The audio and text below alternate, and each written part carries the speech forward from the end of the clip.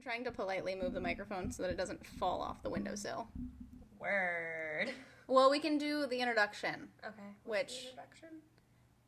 I don't think it was anything specific. Okay. Just What's our welcome podcast to name? Midwestern Mysteries. And I think it is Midwestern Mysteries, not Midwest Mysteries. I thought about doing Midwest Mysteries, but Midwestern sounds better. Midwest makes me think of, like, Old West for some... Like the Wild West? The Wild West! Yeah, okay. For some reason. So, I think it's Midwestern Mysteries. Okay. Alright, anyway. So, today we are going to be talking about the Idaho 4. It just recently happened. I'm sure if you're into true crime at all, you have heard about it. Anyway, Idaho 4. Just recently happened this last year in November.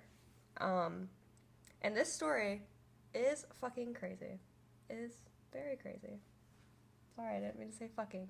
Oh, no, we're going to swear a lot, because in cool. the next episode where we're recording, I have to swear for one of the things. Oh? You'll get it when we get there. Okay.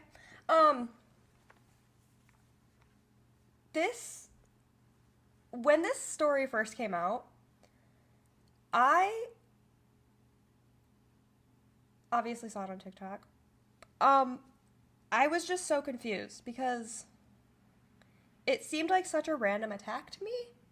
And I feel like, looking back now, I know that the police were not saying stuff. Yeah, they do that a lot. Specifically. Because it helps them when they're investigating to confirm that someone is the perp. But what they were telling everybody was that they had no leads for a really long time. And so that was frustrating a lot of people. That feels kind of backwards, too, because you'd think you'd want the person to know that you're onto them. You know what I mean? Like, you'd want them to get scared. But I feel like how the police handled this case, they did it very well. Okay. I feel. So that's good. I stand behind the Idaho police. Like, they did this so well. So, basically the background of this is there was 4 Idaho students staying in a house off campus on Kings Road, near Fraternity Row, like near all of the frat houses. And they were all stabbed to death in the middle of the night on a random November night after they had all been out partying. That is terrifying. Anyway, I'm going to talk about the victims for a little bit first. That's probably a good place to start, yeah. Yeah, before we talk about the actual attack. Okay. So, one of the victims' names was Madison Mogen. She was born on May 25th, 2001, and she was best friends for a really long time, like since they were kids, with one of the other victims, and she was a senior majoring in marketing. Another victim's name was Xana Kernodle, I think that's how you pronounce her last name. She was a junior majoring in marketing, and she was born in 2002. I couldn't find her exact birthday, but I know she was born in 2002. Yeah. And then Kaylee Goncalves. Okay. I think that's how you pronounce it. All of their last names are like, I don't know if I'm pronouncing it right, and I don't want to be disrespectful. It's just like I may pronounce them differently throughout this story. Yeah, yeah.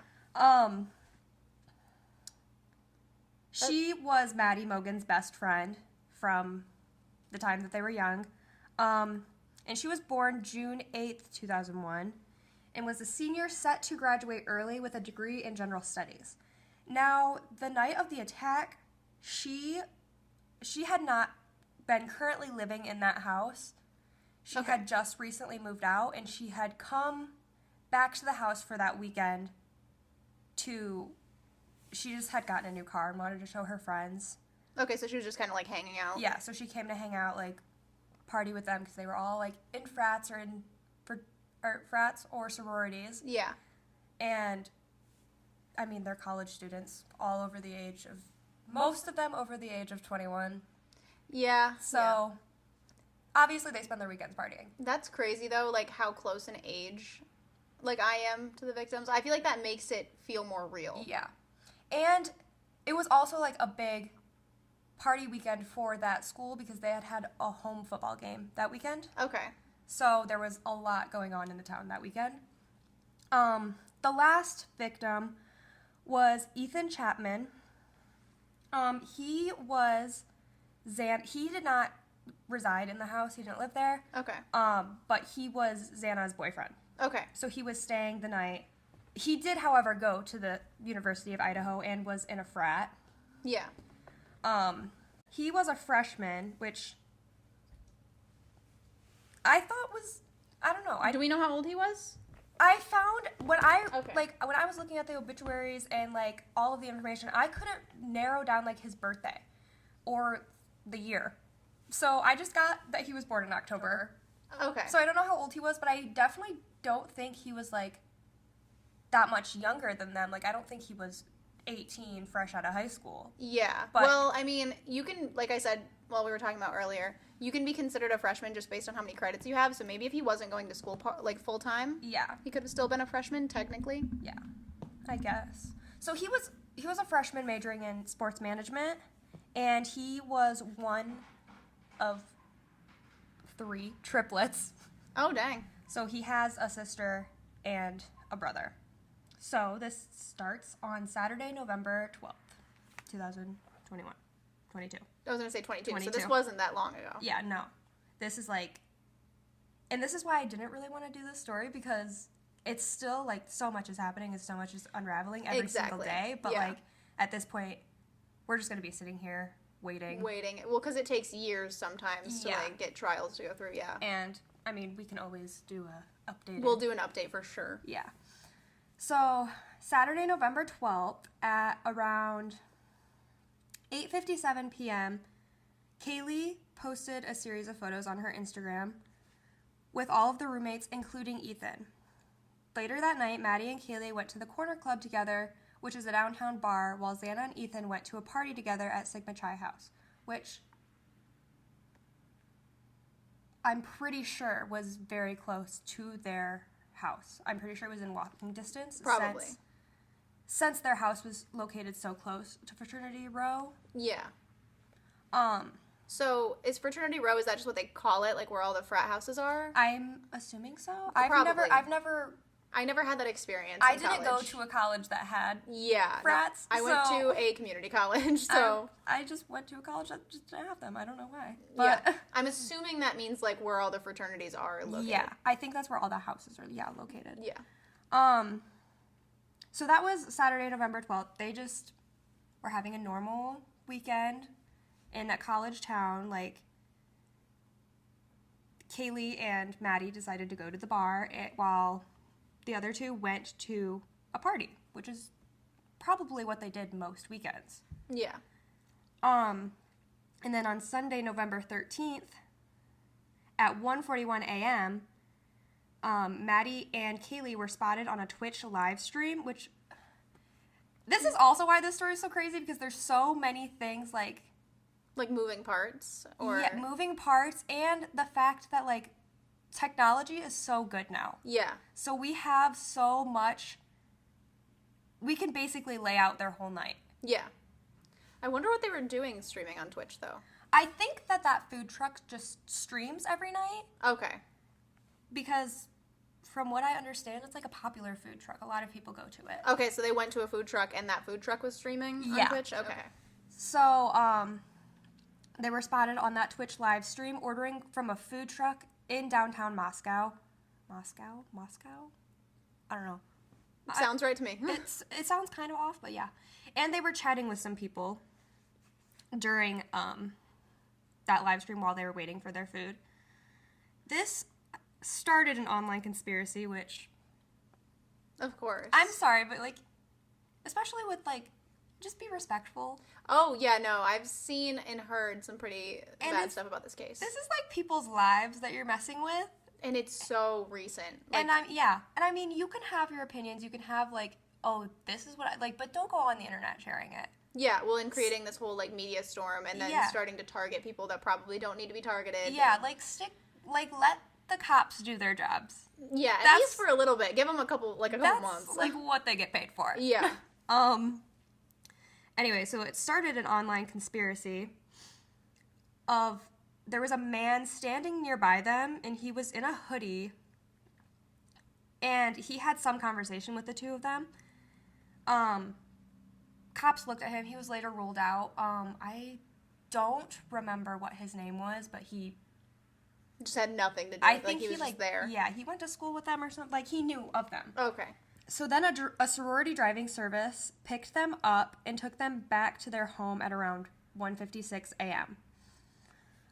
When arriving home, everyone was back in the house because Ethan and Xana had arrived back from the fraternity around 1:45 a.m. And while the two surviving roommates were back home and in bed at 1 a.m., which Okay.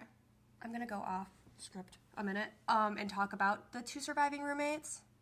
Again, two people that the internet highly targeted. Yeah, And they have, which I get, But they don't...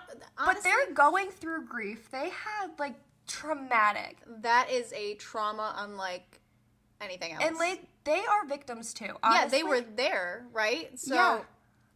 And they just... Leave them alone, please. I feel like that's a common issue, like, with TikTok and stuff now. Like, with anything, like, cancel culture in general Yeah. is, like, a whole thing. And also, like, the Stanley Cup. Like, I just bought a Stanley Cup because I saw it on TikTok. They're sold out everywhere. Yeah. The internet hypes shit up like no other. I agree, yeah. Like, But in both negative and positive lights. I just feel so bad for these two roommates Yeah. because they just lost 4 of their closest friends. Well, and they witnessed. Like, Yeah. I could not even handle that. And, I mean, we'll get more into it later, but, like, they were definitely people who were highly targeted by the media and by Well, yeah, because internet sleuths. I haven't really heard much about it. I was avoiding it because I knew you were doing this case, but I have heard about that. Like, about them possibly Yeah. being involved. So, they were already back home, and they were in their beds by 1 a.m. So, like, way before, like, anyone else had even gotten home, they were in bed asleep. Yeah. Their rooms were located on the first floor, because this house is 3 stories. Okay. So their rooms were located on the first floor, and that's where everyone had assumed that they were sleeping. Yeah. Which assumed is keyword because I'll come back to it. Okay. But both of them were not sleeping on the first floor, which is crazy. Okay. Interesting. Yeah, I'll get there. But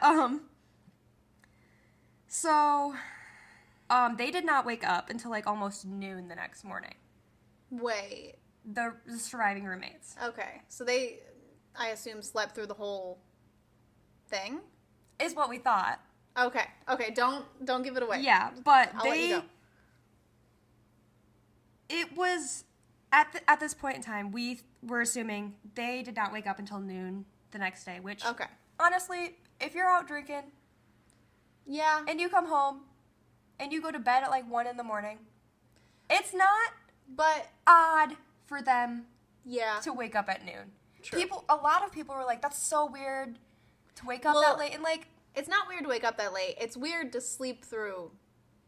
but also think about like, they could have been, we don't know how drunk they were. True. That's true. If they're like on the verge of blackout or blackout and they're sleeping hard. Yeah.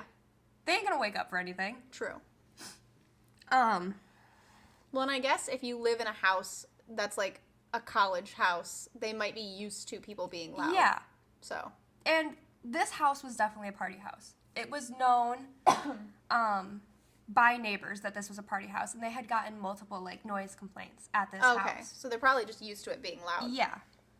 So Olivia, Kaylee's sister, had told the media that she called Jack Decor, I think that's how you pronounce his last name, who is Kaylee's ex-boyfriend, 7 times between the hour, like between 2:26 a.m. and 2:44 a.m.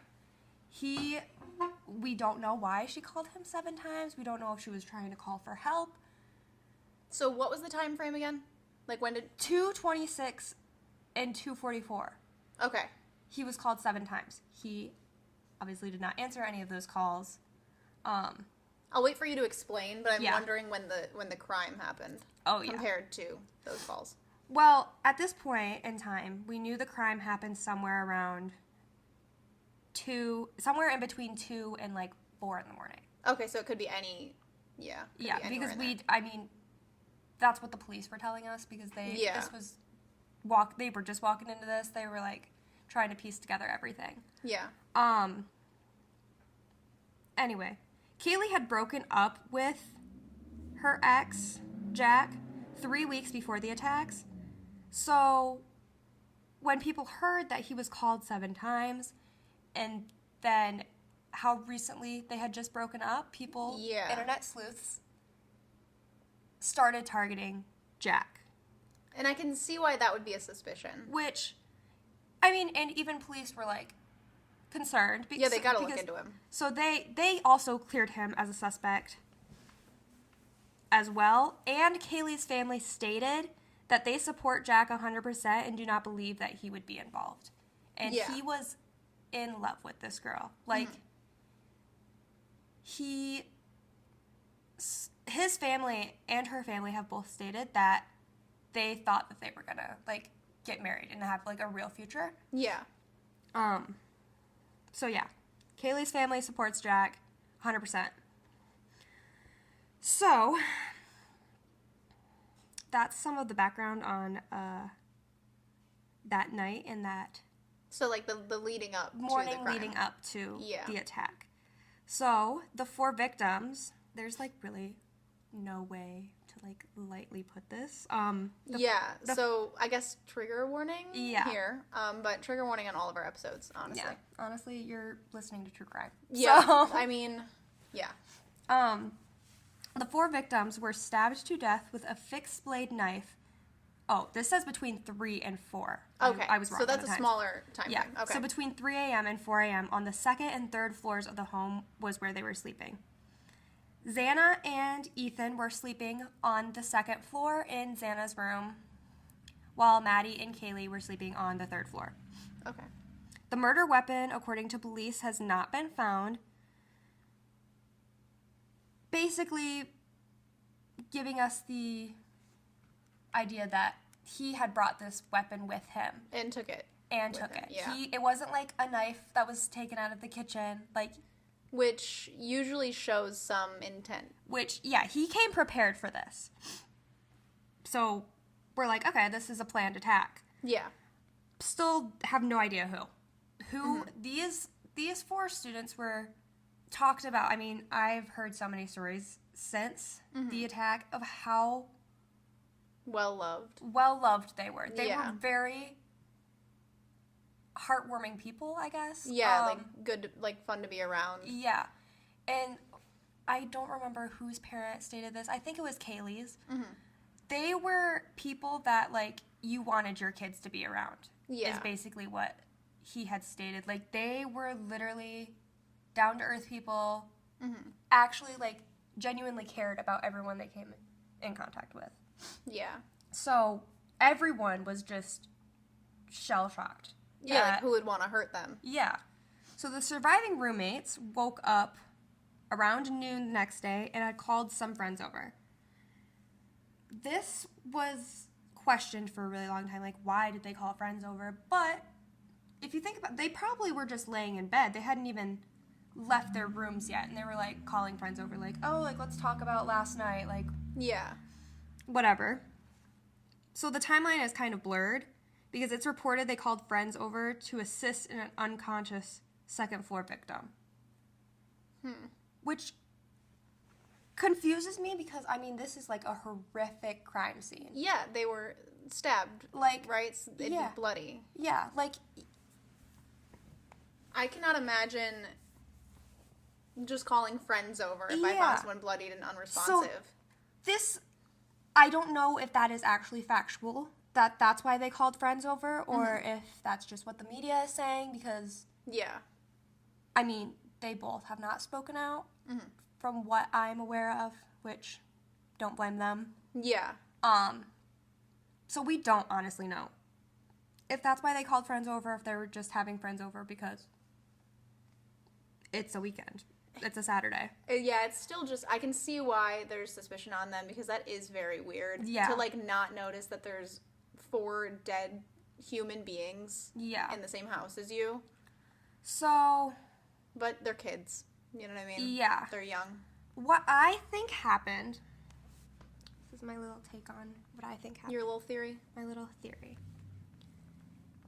Maybe they were calling friends over. I'm not even going to get into the calling friends over or whatever. Okay. One of them had gone upstairs to see one of the roommates, saw this horrific crime scene, ran downstairs to get the other roommate, and was in a panic and passed out. And then maybe that other roommate then called friends over saying whoever it was just passed out. Okay.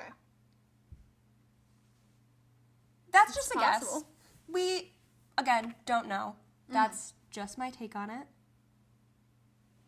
But yeah, that would make sense why they were just, like, unresponsive and not, like, yeah, like maybe one of the roommates passed out and the other roommate had not gone upstairs, so she didn't know why she passed out.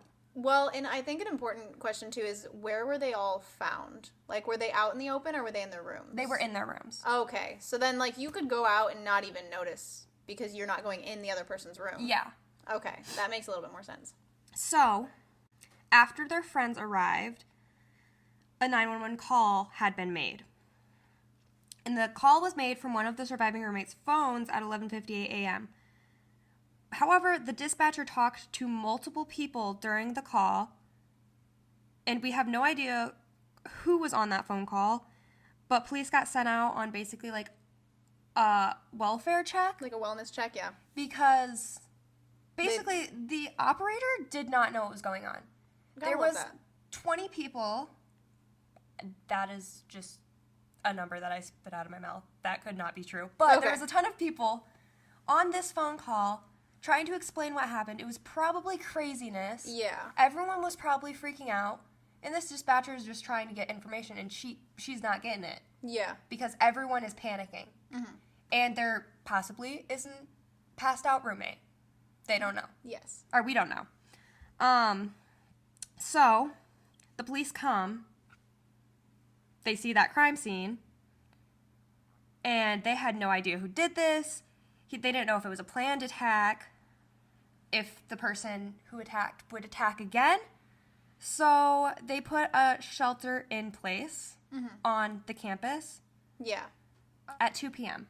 Students were notified, and a shelter in place was put into effect. Okay. However, that order was lifted 1 hour later.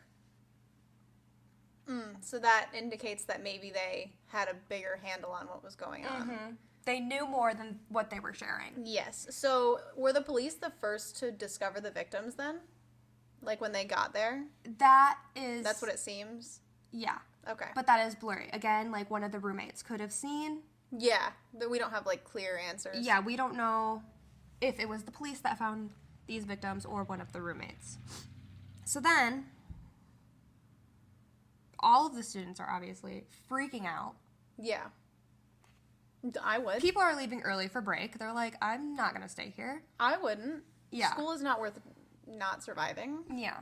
So then on Monday, November 14th, which is one day after the attack, the Moscow mayor told a news outlet that these murders were a crime of passion before essentially taking that back and saying in a later statement that that was just one of several potential motives. Okay. So he said it was a crime of passion, and then he was like, whoa, just kidding. Yeah. That's just one. That's a possibility. Theory. Are you okay? I don't know why you would, I don't know. That seems odd. Yeah. So then on Tuesday, November 15th, the very next day, in a statement, police told the public this is an isolated attack and there's no immediate harm to the community. This frustrated residents because they weren't getting information. They weren't telling them why they knew Police were holding a lot back, which honestly, was a really good move on them. They usually have to. Like, you can't... Yeah, you can't show your cards. Yeah. Because, well, it also frustrated residents because everyone kept changing what they were saying. Yeah. And they were getting limited info. But again, this is like an ongoing investigation. This is moving very quickly. Things are going to switch up. Yeah. You got to expect that. Yeah, it's a completely new situation for these cops. Like, yeah. They probably don't deal with this every day. No, the last murder in that town was in 2015. Yeah. And it was obviously not to this magnitude. Yeah, no, it wasn't like a mass murder. Yeah. Yeah. So, when investigating a quadruple homicide, you have to be selective on what you say. Yeah. Because they don't want to. Well, yeah. Well, and especially with a case of this magnitude of like people on social media, you don't want to give people all the information to then make a false confession. And like it was so highly put in the media that they needed to get it right. Exactly. They had so many people. I mean, there's been a lot of cases of cops being like, it's this guy, and then it turns out not being him, but they barrel down on it because they already said it was. They had to be very careful in this because there was so many eyes on them. Yeah. Oh, as well as 4 students who just lost their lives. Well, and their parents, and Yeah. So basically, the only thing that happened on Tuesday was the police came out and said that this was an isolated attack. Yeah, which usually means that it was someone targeting these people because of who they were. Yeah. Mm-hmm. So then the autopsy findings came out on Thursday, November 17th. Okay. So the autopsy findings stated that the deaths were officially ruled a homicide by stabbings, and there was no sign of sexual assault. Okay. And it was assumed that they were attacked in their sleep. However, some victims, we don't know which ones, but some victims had defense wounds. Okay. So maybe they woke up during the attack and tried to protect themselves. Well, and at least 2 of them were sleeping in the same room, right? So I would imagine that... Actually, Ethan and Xana were sleeping in the same room. Yeah. And then on the upper floor, since Kaylee had just moved out, Kaylee was staying in Maddie's room. Okay, so they both were sleeping. So, I mean, it would make sense that one would wake up to the other. Kaylee and Maddie were actually found in the same single bed in her room. Dang. Which is really sad. But I've seen, like, posts, like, even their family, like, Kaylee's dad has even stated, like, I lost both of my daughters. They looked at Maddie like a daughter. Well, because they were best friends since they were had children. She went on family vacations with them. Her and, like, Maddie and Kaylee were always together. Yeah. Which the family found some comfort in them being together at the end. Yeah. God, that's sad. Yeah. Which, when I read that, I was like, oh my goodness. That hits hard. Yeah. So, nothing really comes out. Again, like, the police are being really secretive. And nothing comes out until Wednesday, December 7th. And up until this point, police were receiving tips and people were being cleared. But it looked as though there was no real suspects that they were looking at, as the public wasn't getting much information. Yeah. Then, on December 7th, after looking at hours of footage, police asked the public for any information on a 2011 or through 2013 white Hyundai Elantra that was spotted near the crime scene the night of the attack. Looking back on this, I think they knew exactly who they were looking at. Yeah. I think they knew, and they were already getting information on this guy. They probably wanted as much witness evidence as possible. Yeah. Yeah. So then, it goes quiet for a really long time. And then on Friday, December 30th, the public, up until this point, the public was made to believe, like, the police had no leads and no suspects for the case. Like, they were even stating, like, we still need information on this white Hyundai Elantra. Yeah. We have no suspects. Like, they are telling people that they have no suspects. Yeah. Because that's what they wanted to think. Because for multiple days, they were following a suspect. And he was arrested. Yeah. Okay, so now I get that. Now I get why they wouldn't want him to know they were onto him. Yeah. Because they were trying to secretly tail him. The suspect's name is Brian Koberger. And Koberger was a PhD student studying at the University of Washington, which was just minutes away from the crime scene. He was studying criminal justice and criminology at the Pullman campus 8 miles away from King Road. Pause. This is just really creepy to me. Yeah. People have online, like, no matter how hard you try, internet sleuths do get you. People have been comparing Brian's photos to Ted Bundy's photos, and they look identical. They look so similar. It's dark. Like, it's creepy. Yeah. How similar they look. Like, their facial structure, and it's... That gives me the ick. And he was also in Washington, which is just... Oh, God. It's... Reincarnation. Literally, like... Oh, my goodness. And... fraternity and sorority students. Exactly. But there was no sexual assault. Yeah. Which I think with Bundy there was. Yes, a lot for of. sure. Yeah. It's crazy that he was into criminology, though. Which... That almost gives him an upper hand. Yeah. I feel like, honestly, this is all alleged because he has not gone to trial yet. Yeah. Oh, yeah. Allegedly. If he was the person to do this... Was he trying to do it to see if he could get away with it? Is he narcissistic? Probably. And he was probably like, yeah, I know a lot about this stuff. I can do this. Yeah. And I'll let you continue so I can understand more of his connection with the people. But... Well, you're going to be a little sad at that because... Oh, awesome. We don't really know much. But, so he was studying criminal justice and criminology at the Pullman campus, which was 8 miles away from King Road. Now, it was in a different state, but Moscow is, like, on the border of... Okay. And so was his college, was, like, on the border. So they were literally 8 miles away from each other in different states. Mm-hmm. That's another way to hope you don't get caught is commit a murder in another state. Mm-hmm. So, he was arrested in Pennsylvania, which... is across the country. He Interesting. Okay. was at his parents' house for Christmas break, and he was arrested by FBI and local authorities. They had FBI in this case, and what led people to believe that they were onto something and they knew who they were looking at was they, like, doubled the amount of FBI agents they had on this case. Okay. Randomly. Yeah. And they were like, yeah, they got something. That's weird. They got something. So, before he was arrested... He, on his way back, what's funny, not funny, it's, like, weird that his dad flew to Idaho to drive all the way, or to Washington, to drive all the way back to Pennsylvania with his son. Which is just odd to me, like that, I mean, father-son road trip is, like, I don't... And Brian... is in his late 20s. He's like 28, something like that. Like, oh, okay. It's not like he's a young kid. Yeah. That's scared to drive alone. Mm-hmm. So it's just odd. That's just odd to me, but yeah, I mean, I don't know their know. family dynamics. So True. He was pulled over twice on his way back to Pennsylvania in the span of like 10 minutes.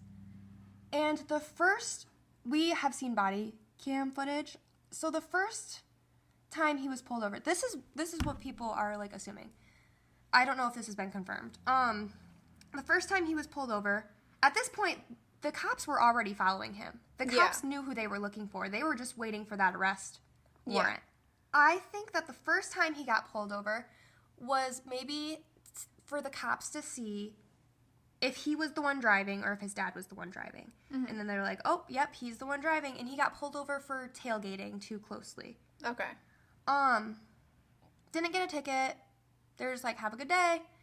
And then he got pulled over again. And what I think the cops were hoping he did is, like, speed off so they could arrest him.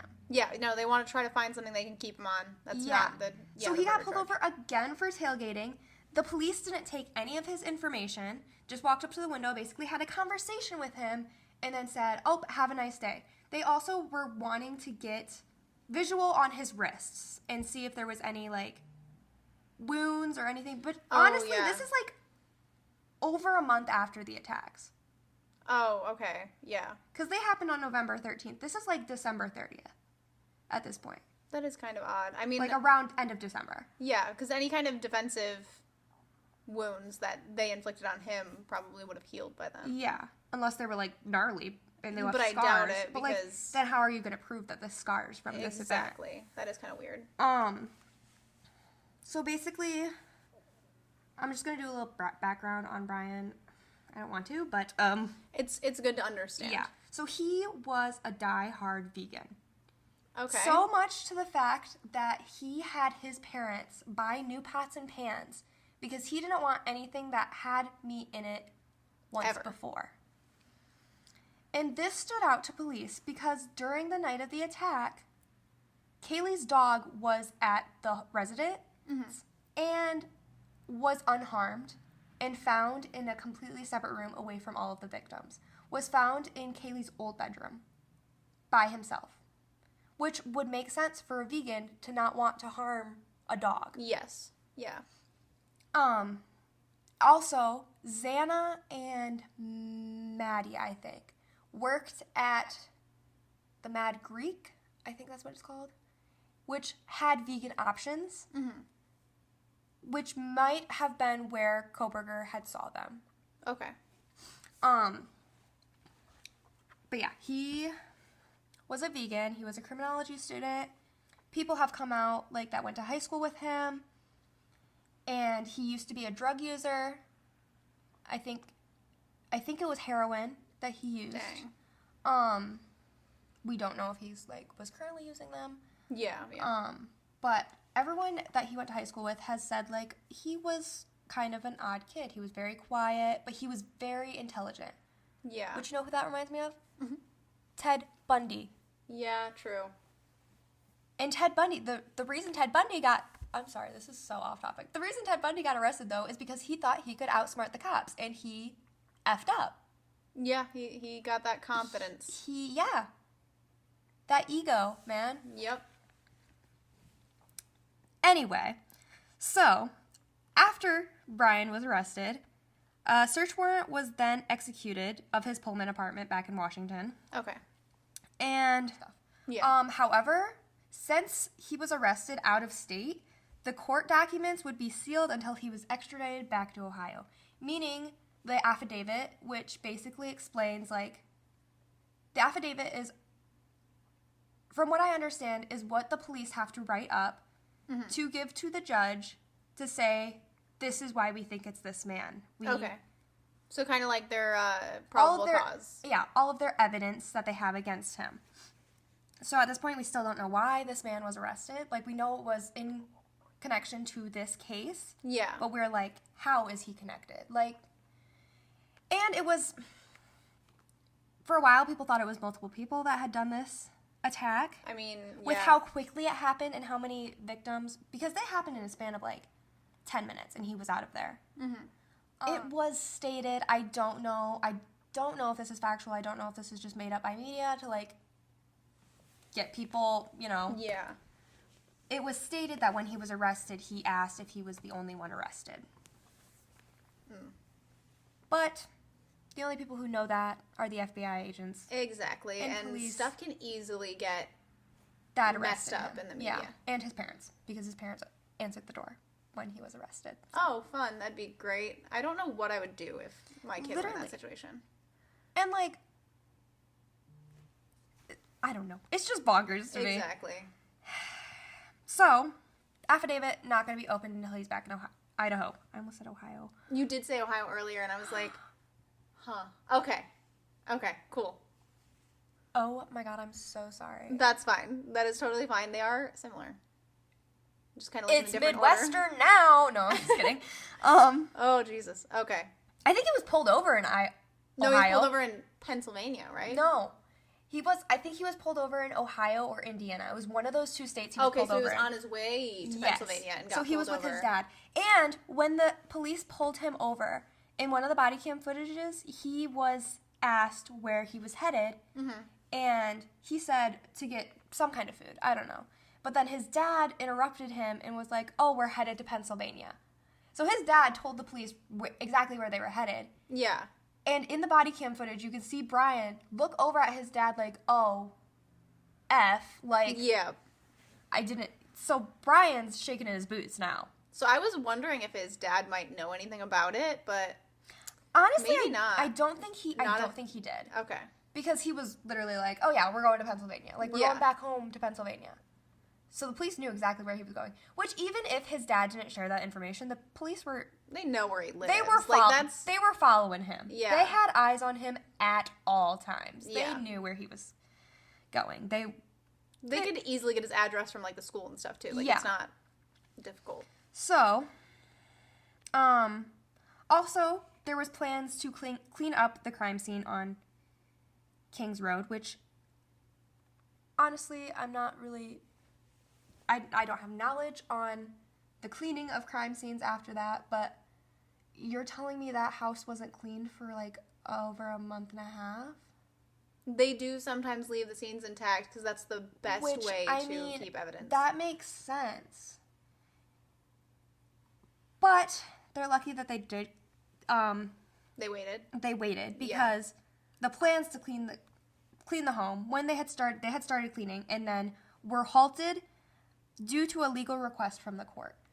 Basically, from my understanding, so Brian's team can gather their own evidence, which I don't know what they're going to gather. Like, yeah, I don't know. Because I think, honestly, the only evidence there would be evidence incriminating him, allegedly. Yeah, I mean, but they're smart, and they can probably find things that can spin it. Usually what they do in this case is they find someone else to blame and say, this is why this person did it. Yeah. And then they get the heat off the person that they're defending. On Tuesday, January 3rd... Oh my god, I still have a page and a half to read. That was very recent. Yeah, that was... like, still January. Okay. Yeah, because I literally sit on my couch all day, and I'm, like, on TikTok, like, trying to find... If you want to know more about this story, I'm a plugger. I'm doing that with my episode, too. So don't worry. London_not_London Bridge on TikTok. I think that's her username. She is so invested in this case, and unlike other TikTokers, everything she says is factual. Straight from one reporter she trusts very well, and from courts. Like, this is... Yeah, so she's just kind of reporting the information. Yeah, she does so good at reporting everything, and it's all right there for you to, like, you don't have to search for it yourself. It's so good. That's one of my sources. Your, like, main sources, yeah. Yeah. She is one of my sources, for sure. So, Tuesday, January 3rd, the murder suspect, Kohberger, waived extradition in Pennsylvania to be able to be brought back to Moscow to face the murder charges. Basically, what he says is he wanted to clear this up in the quickest way possible. Ew. Oh, that makes me nauseous. That's very narcissistic. That's very insensitive. I mean, like... And that's very much like, they're never gonna catch me. Well, and, like, they don't matter. I'm smarter than them, basically. Yeah. So he was given 10 days by the court to be back in Idaho, but they brought him back 12 hours later. They wanted him back in Idaho. They flew him in a private jet. I don't know what it was. They flew him, and when they got back, like, landed middle of the night, he had a bulletproof vest on, had one of those, like, basically helmets. Like SWAT gear. Yeah, a SWAT helmet on. They wanted to get this guy. Well, that's good because... And they didn't want somebody else to get him. Exactly, because some people think that that's their way of getting justice, and then the families are just left. Yeah, and this is such a high-profile case that, like... Yeah, no, it's literally like precautions. The assassination of JFK. Like... So, he landed the very next day, and he was then transported to Latah County Jail in Moscow. Another little thing I want to talk about of Kohberger is that he posted a Reddit survey basically wanting to know the feelings and inside the mind of a criminal who committed a crime. but, keyword, committed a crime. Just any crime, like stealing, any crime. Mm-hmm. But the questions were, like, very odd and specifically asking about murders. And, like, what were your feelings after you committed the murder? How did you prepare yourself to commit?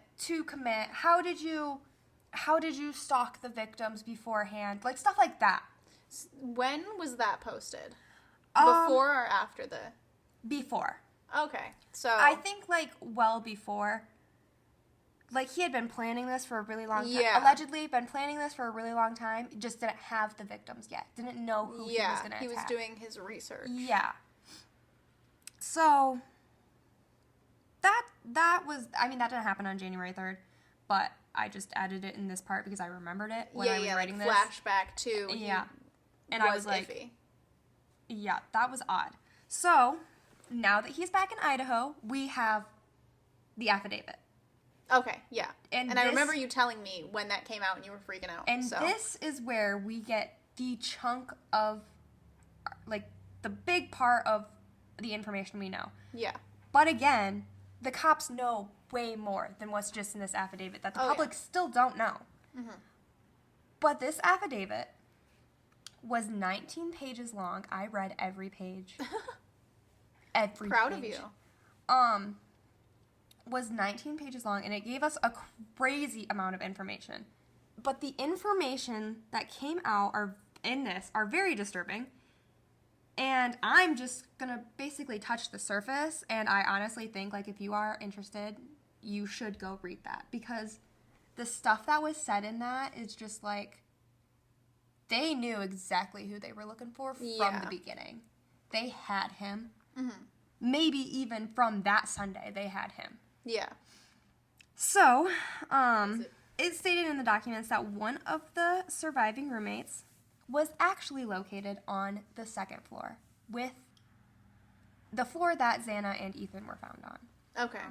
And her room was basically just around the corner from Xana's room. So, she opened her door after she heard crying at 4 in the morning and saw, quote, a figure clad in black clothing and a mask that covered the person's mouth and nose. She came face to face with the murderer. And just went back to sleep?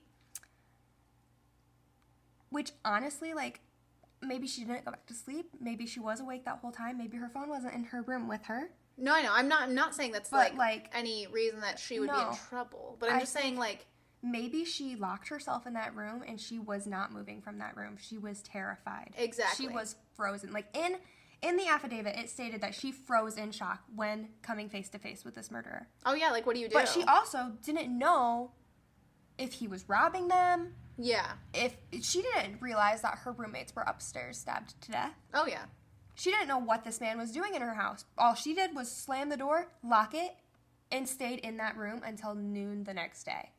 She was not moving. And honestly, I don't blame her. Mm-hmm. I would be terrified to leave that room. I would stay in that room until someone came to get me. Yeah, like, I would too, probably. Or, like, try to scale out the window. Yeah, but she was on the second floor. So, Dylan, the surviving roommate, that's the roommate's name is Dylan. There was... Okay. Dylan and... I don't remember the other roommate's name. But the other roommate was on the first floor? She was on the first floor. Okay. Though. She heard noises multiple times that night, and the first time being around 4. And what she explained is she thought it sounded like Kaylee playing with her dog, and she opened the door. She looked around, she saw nothing, so she shut the door. A couple minutes later, after hearing some crying, she opened the door again and heard a man's voice say, "It's okay, I'm going to help you." Which, I mean... My God. Maybe she thought that was Ethan's voice. Maybe it was Ethan's voice. It could have been. We don't know who was stabbed first, like... Yeah. So maybe it was Ethan's voice. Mm-hmm. Maybe that's why she didn't think anything of it and shut the door again. But when opening the door the third time is when she came face to face with the murderer. He was, like, walking straight towards her. And she froze. In shock, in fear. Yeah. She just froze. She describes this man as being around 5'10", not muscular, and having bushy eyebrows. When she froze, he walked right past her and towards the sliding glass door and out the door. Which... Why? Maybe he hadn't even made... Maybe he, didn't even see her. She saw him, he didn't see her. Maybe he had gotten who he was out to get, and he didn't realize that there was going to be all of those other roommates, and he was just full of adrenaline after doing a quadruple murder when maybe he planned on only doing one, which, I mean, either way. But maybe he was full of adrenaline, and he just wanted to get out there. But it's weird, because it seems like he was definitely trying to get away with murder, and leaving a eyewitness is not the best way to do that. But that's what I'm saying. Like, maybe he didn't notice her, and she... That's possible, but if she saw him face to face and saw his eyebrows, where her room was set up is her room was, say this window is her room, the doorway to her room. The hallway goes this way, and across, if you're going straight this way, it's a staircase, and then the kitchen is over here. The sliding glass door is over here. So he probably was turned where her doorway is right where he's turning. So she didn't even look. If he didn't even look. Maybe he didn't even look in that direction because he was just right for that sliding door to get out of there. True.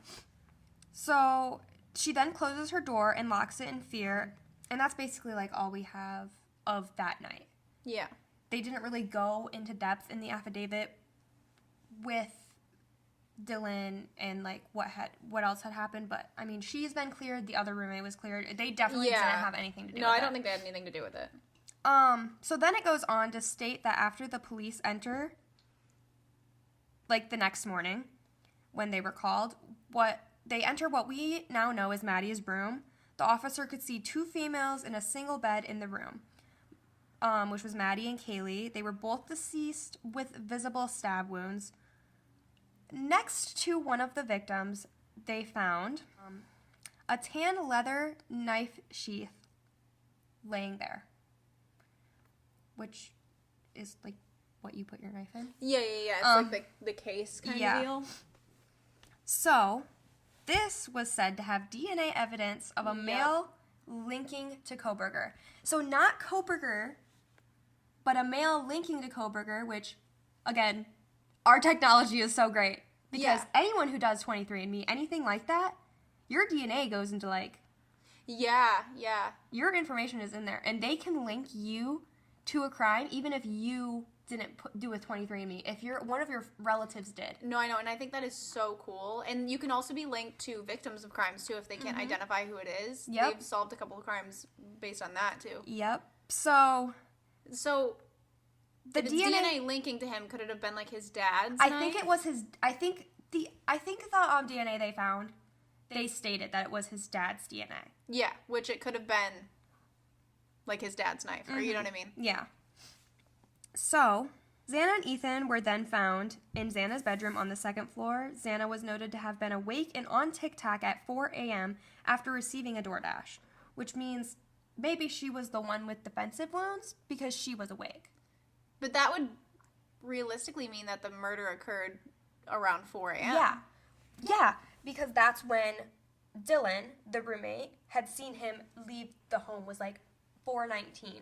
Okay, 4:17. So this was a quick murder. So now we're cutting it down to it was around 4. So he entered after 4 a.m. Yeah. And then left by 4:19. This was quick. Yeah, especially for it being 4 and people. her, I don't know what time her DoorDash came, but she was on TikTok at 4. It was around 4, so it could have been after 4. That is how I think he got into the home, because maybe she got her DoorDash and she didn't relock the door, because there was no signs of forced entry in this home, which is why everyone was like, who did this? Yeah. Were they waiting in that house all day for these kids? But that's why I think maybe he was headed up to maybe Kaylee. It is stated that Kaylee's wounds were significantly worse. Okay. So maybe she was the target. Yeah. And he was heading to her. Xana walked out of her room, saw this man. Mm-hmm. He had to attack her. Then Ethan was in there. He had to attack him. Xana has defensive wounds because she was awake. And then he went upstairs. opened Kaylee's bedroom door, saw that Murphy was in there, the dog. Yeah. Didn't see Kaylee in there, shut the door, opened Maddie's door, saw both of them in the same bed, and had to then get both of them, basically. Because he couldn't just silently stab to death one of them and the other one not wake up. Exactly.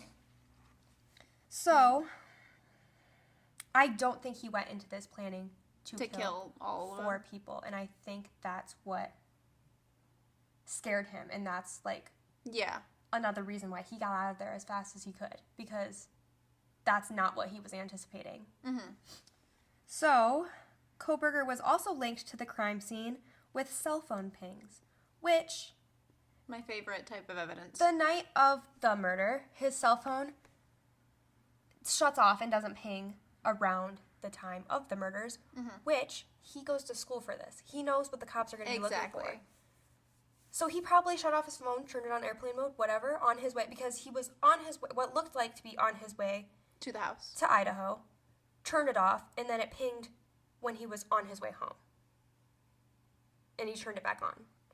But it was stated that his phone pinged and showed that he was in the area 12 times prior to the murders. In addition, the morning of the murders at around 9 a.m., his phone pinged around the King Road home. What is the word I'm looking for? He came back to the crime scene, which honestly, this is where he fucked up. This is where his ego got too big, because he knows that they're going to check for phone pings. Why didn't he shut it off again? Yeah. And his excuse when asked why his phone pinged here was shopping is better in Idaho. Near the house? Yeah. Okay. Also in the affidavit, it is stated that Pennsylvania State Police took trash from his parents' home in order to get his DNA and link him to the crime scene specifically. After the crime scene, he went to he was a teacher's assistant at his college. Yeah. He went to class the next day, that Monday. He was sitting in the class while his students were talking about these murders, and the students stated that he was silent. He didn't really add much to it, the conversation. He just kind of sat there and listened to them talk about it and try to figure out who it was. And it's also stated that he deep cleaned his car from top to bottom wearing gloves. Yep. I don't know if that was in Pennsylvania or in Idaho. I think it was in Pennsylvania. And he was also seen after the murders wearing gloves everywhere, even to the grocery store. So he was trying to I mean, maybe he's OCD, but why would he start that after? I was going to say there would probably be a history of that. Yeah, and I don't think there was. No, I think he was probably trying to protect his DNA and his fingerprints. But I guess he didn't think about his parents' trash. Yeah, he was wearing gloves everywhere to clean his car, to the grocery store. Odd, but okay. Odd. So at the crime scene, there was also a shoe print that was found, and it had a diamond shape. So the bottom of Vans. Oh, yeah. Yeah. It wasn't released, what size these shoes were. I don't know if they can figure that out by the shoe print. They usually can, yeah. But it wasn't released in the affidavit what size it was. Interesting. I want to touch on Murphy, Kaylee's dog. I feel bad saying this, but I'm kind of glad to hear that the dog was not harmed in this one. I was really scared you were going to tell me that. No, the dog is safe.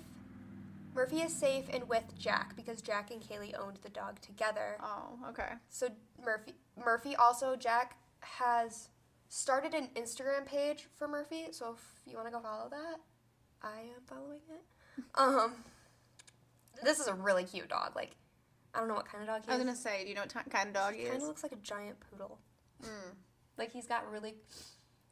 I don't know what they're called. There's Labradoodles that are curly. I think he's a Labradoodle, but they are very sweet. I'm not sure. That could be so wrong. I don't know my types of dogs. Okay, we'll look it up later. But Murphy is safe with Jack and has an Instagram page. That's good. At least Murphy is doing okay. Also, Murphy, the night of the murders, tried to get help. Okay, don't make me cry. I'm sorry, but it was picked up on a neighbor's Ring camera. I think it was a neighbor's Ring camera. Murphy barking during the attacks. Murphy tried And that warms my heart, and but breaks my heart at the same time. And Kaylee would be proud. Yeah. And Kaylee's probably glad that Murphy is safe. Yeah. Oh gosh, I think about that frequently. Because I'm always scared someone's going to break into my house. Yeah. That's like a constant fear I have, especially when I'm alone. Literally, at like 11 o'clock at night, on work nights, I'll call my mom and I'm like, I just heard noise. I live in an apartment building. There's probably my neighbors moving around. I live in a house that has like 2 acres, right? So I'm like, people could just walk up to my house and I'm alone and there's a lot of windows. Either way, I always hope, like, hopefully my dogs will attack anyone if they come to my house. I think Gracie would. Gracie would for sure. She would beat someone's ass. Especially if it's a man. She hates men. She hates men. Which, same. Queen. Yes. Okay. So Murphy was found in a different room away from where the murders happened, and the bark was picked up on a nearby security camera around the time of the murders. Which also what was picked up on the security camera was some, like, crying, whimpering, and then a loud thud. Dang. So that is scary. Okay. So I put speculation of, like, on the roommate because I just want to, like, talk about this. A lot of people were wondering why Dylan didn't call the police sooner, and honestly, no one knows how they would react. So I just really wish everyone would stop judging her and stop, like, targeting her, especially since we have a suspect in custody. Not just that, but it's over. It happens. Yeah, grieving. She's a victim, too. Exactly. But yeah, you never know what you're going to do in a moment of chaos. And honestly, this was a party house. Yeah. Maybe she doesn't know if, like, I mean, yeah, he was dressed very oddly, but maybe one of the girls invited him over. She doesn't know. Well, and not gonna lie, like, he had a face mask on, right? Yeah. But COVID is still kind of a thing. People still wear masks. And, like, maybe it just spooked her because she wasn't expecting to see a man in her house at that time, and she spooked herself because it was the middle of the night. And, like, I do that all the time. Exactly. We literally were just talking about that. I spook myself all the time. Yeah. And maybe she spooked herself when she saw him, and she wasn't, like, aware, like, oh. She didn't put 2 and 2 together until the next day, Yeah. So, now we're on to January 6th. Koberger's defense counsel requested that the house remain a crime scene, and it was granted so. So until February 1st, this house is... My birthday. Yep, that's your birthday. This house is considered a crime scene. Okay. And... they're going to probably try to gather as much evidence as they can to prove it wasn't him. And a judge has also put a gag order on this case.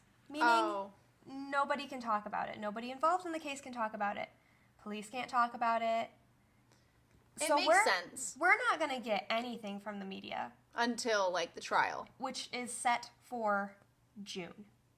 Okay. At least it's not that far out. Yeah. Like I said, some cases, the trial's, like, years out. Well, the preliminary hearing is scheduled for June 26th at 9 a.m. And that's basically all we have for this case. Dang. We have that affidavit to look at. We have the victims to... I just want people to remember the victims and advocate. We have the victims to advocate for. Exactly. Yes. There is so in high school, from what I understand in high school, Ethan worked on a tulip farm. And where they have a tulip festival, it's a huge festival, and they made, which I didn't know you could just, like, make new tulips.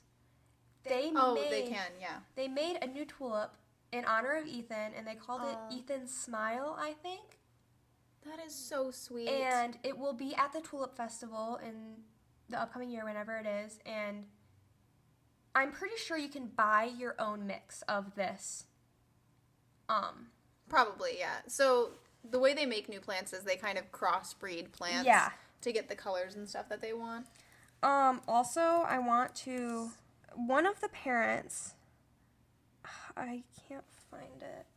One of the parents is selling... We'll have to put it in the link because... Yeah, in the links in the episode, yeah. Yeah. But one of the parents is making sweatshirts for the victims, and it has angel wings on it and then all of their initials. Okay. And I think all of the funds obviously are going to go towards the family. Yeah. So we'll put the link in there if you want to order one of those. Yes. They're really actually like cute sweatshirts. Like, I'm probably gonna get one. Yeah, I was gonna say I'll have to look. I haven't seen them. I've been trying, like I said, trying to avoid this case. Like, I would honestly like wear the sweatshirt. Yeah. And it's just a good way to remember the victims. Exactly. And not the and advocate for the victims. Yeah, well, and the families, like, there's a lot of costs that come along with this, too, so. Yeah. And I'm pretty sure the sweatshirts are, like, $40. I don't know if they have T-shirts on there, too. That's a pretty normal price for sweatshirts. But I don't know if there's T-shirts on there, too, if it's just sweatshirts. I'm not sure. We'll have to look at it. But, I mean, I have the link on my phone, so. Okay. We can get that. Yeah. But, yeah, this case is very frustrating, and it's changing every day. Not changing every day, but new stuff is coming out every day. Yeah. It's definitely still unfolding, for sure. Yeah. So I am definitely going to keep updated with this case, and we can do a...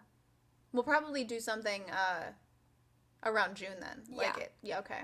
We'll see what happens then. Because that's when we're going to get the next huge chunk of information. Exactly. Hopefully nothing big happens. Yeah, no. So hopefully justice comes soon. Yes. For sure. And I'm thinking about them, and like I want them to see that justice, and I want them to get that. And I hope they will, because this case is super popular right now. Mm-hmm. Hopefully it keeps its traction, and I hope they get that closure. Like, it's not gonna change the fact of what happened, but at least they'll have that closure and that. Exactly. And the family also. Oh, I forgot to mention, Idaho is a death penalty state. Oh. And he's going to be tried in Idaho. And he very well might be... Kaylee's parents have come out and stated that they want him to have the death penalty because they said, in their words, they said, I wish my daughter had life in prison and I could still talk to her every day and she could still read and learn and do things. And, like, I wish that Maddie and Kaylee had that, and they don't get that option.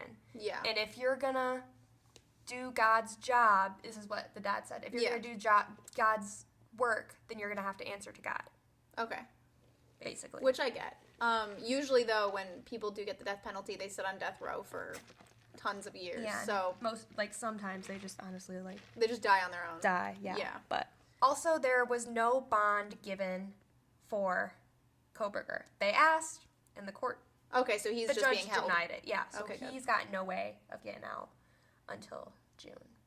And I wonder how being a vegan in jail is. He's probably getting, like, peanut butter and jelly sandwiches. Wait. I don't think... Do they even give special treatment for that? I don't know if they do. I think they might. do, because Moscow, like, police chief has come out and said, like, yep, we'll try to stick to a vegan diet for him, but I'm not buying new pots and pans. Okay. Because he made his parents buy new pots and pans. And I'm like, yeah. Oh my God, you need to, I don't know if you can, like, edit and post a picture of the police chief, but he is just, like... I will try. He looks so wholesome. Like, I love him. He just looks like such a good guy. It does seem like they handled it really well, which is I love him. That's my vent, sorry. Your vent is loud. Yeah. But... Okay, well... That's the case. I feel like that was really long.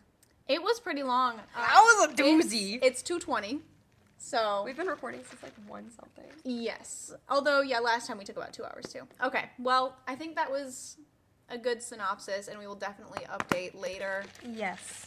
That's rough. Yeah. It's honestly, like, very frustrating, just because we don't have the ending, but... I hate not knowing, but I understand. Yeah. The police can't just give everything away. It's gotta happen. Well, and they need to be able to go to trial, and they can't just give the defendant all the information. He also got